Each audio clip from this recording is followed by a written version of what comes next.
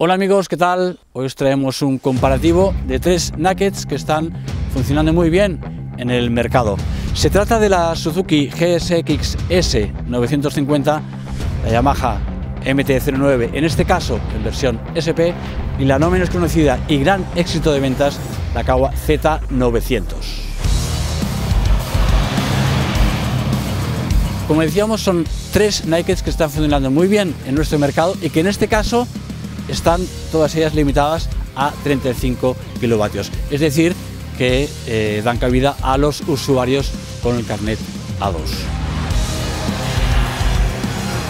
Yo diría que son motos que pertenecen a diferentes escuelas, puesto que la Suzuki es una moto bastante clásica en cuanto a concepto. También podríamos decir un poco lo mismo de la Kawasaki 900 y la Z900, ambas dos con un motor tetracilíndrico en línea.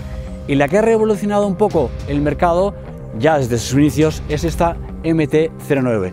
Recordemos que la primera serie de la MT fue la 07 y esta es la 09, que repetimos es en versión SP y recordemos en todos los casos limitadas a 35 kilovatios. Algunos apuntes antes de entrar en un poco más en detalle de cómo funcionan todas ellas.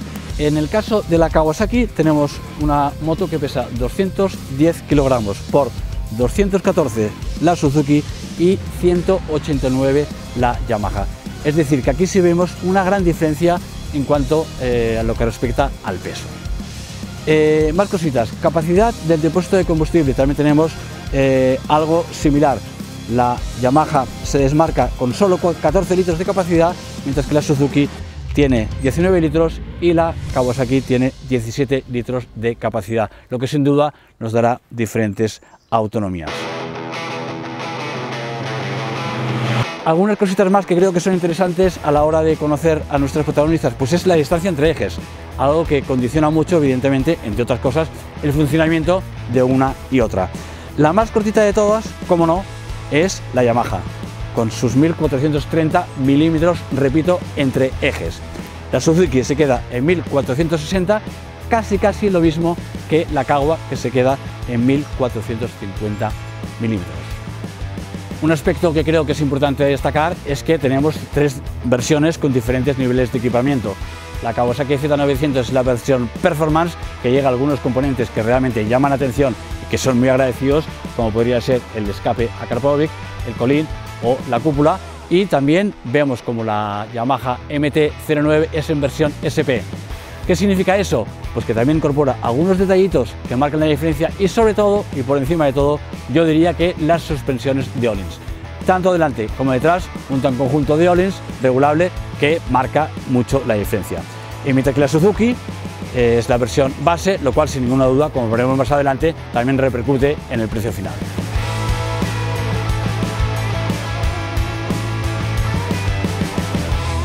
Bueno, ¿y cómo van? Pues bueno, esto es algo que realmente yo creo que, como comentamos un poco al principio, tenemos dos motos marcadas por su configuración, que son 400 en línea, en el caso de la Kawa y de la Suzuki, mientras que la Yamaha se marca con ese motor tricilíndrico. La Yamaha realmente es muy diferente al resto de sus competidoras en este caso. Una moto muy ligera, una moto ágil entre curvas, con una posición de conducción que marca la diferencia, puesto que tiene el manillar bastante más elevado y por supuesto el tacto del motor, el tacto del tricilíndrico es radicalmente diferente al de las Suzuki y al de la Kawasaki. La posición de conducción es prácticamente, exagerando un poco quizá, como una moto de supermotar. Baje de asiento, el depósito queda ligeramente elevado y las manos bastante altas también. El tacto del motor es muy diferente, con una primera conexión muy diferente al de los 4 cilindros, puesto que no es tan directa, sino que parece que tiene un calado del cigüeñal diferente y eso le da una respuesta completamente diferente. Ventajas: es un motor muy progresivo y un motor muy agradecido, y además que tienes que jugar bastante menos con el cambio que no con la Suzuki o con la Kawasaki. El tacto de freno un poco especial, tiene una buena frenada, pero creo que ambas tetracilíndricas tienen una frenada más potente, Y por lo que respecta a su funcionamiento entre curvas, verdaderamente es una moto muy divertida. Una moto muy fácil de llevar, una moto que anima a ir deprisa, una moto ligera y una moto que la verdad es que se aguanta muy bien tanto en trazados rápidos como en trazados más ratoneros, destacando, yo diría especialmente, en los cambios de dirección. En definitiva, una moto muy divertida, una moto con un comportamiento muy fácil que te permite una conducción fun, divertida y que marca bastante la diferencia con respecto a estas dos protagonistas que, repito, tienen un planteamiento bastante más clásico.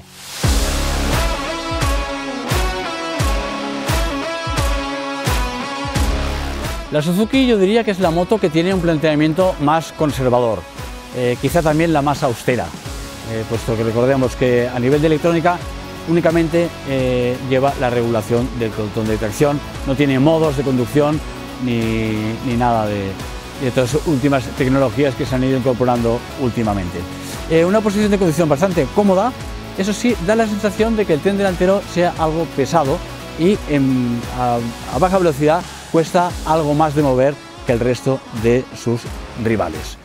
Como decía, una moto que no tiene electrónica, pero sin embargo tiene un tacto de motor muy agradable y en realidad da la sensación de que se estire bastante más que la Kawasaki. No lo compara con la Yamaha, puesto que, como decíamos, estamos hablando de un motor de 4 cilindros frente a un motor de 3 cilindros. Posición de conducción tradicional, cómoda, las piernas quedan bien flexionadas y la verdad es que es bastante fácil de mover en parado. A nivel de instrumentación es bastante básica, repito, tiene una pantalla suficiente, pero no, por ejemplo, no luce tanto como la de la Yamaha o como la de la Kawasaki. Y a nivel de comportamiento, pues es una moto que entre curvas, la verdad es que funciona bastante bien. A mí me ha gustado más en curvas rápidas que en curvas lentas. Sí que es cierto que, como os decía anteriormente, da la sensación de que pesa un poquito de delante, tiene cierta tendencia a levantarse a la salida de las curvas, lo cual hay que intentar compensar con un poquito más de gas, de mantener un poquito más de gas, un poquito más rato, quizá en toda la trayectoria de la curva. Como os decía, una moto divertida, una moto que funciona muy bien, que en el mercado está funcionando muy bien y que tiene un precio pues bastante interesante.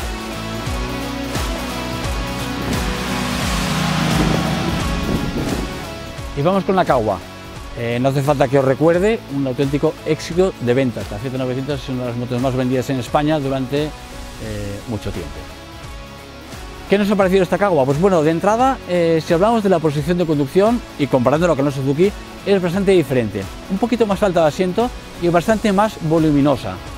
Las piernas quedan bastante más abiertas y, sin embargo, el manillar también es más ancho pero algo más plano, lo cual facilita bastante su conducción.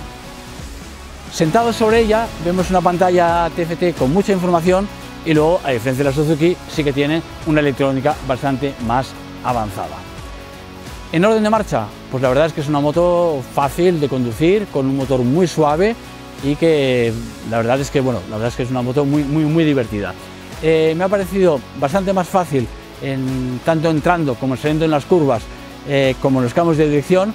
Es una moto que se lleva con mucha facilidad, repito, y que invita pues a buscar carreteras reviradas con un tacto de motor exquisito, a pesar de que en esta versión de 35 kilovatios, lógicamente tiene sus limitaciones.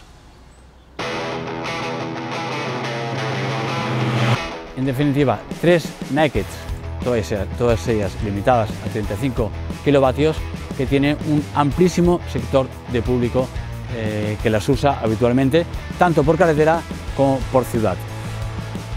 Como decíamos anteriormente, creo que la Yamaha se desmarca un poquito del resto. En esta versión SP, además, es bastante más cara, puesto que cuesta 12.349 euros.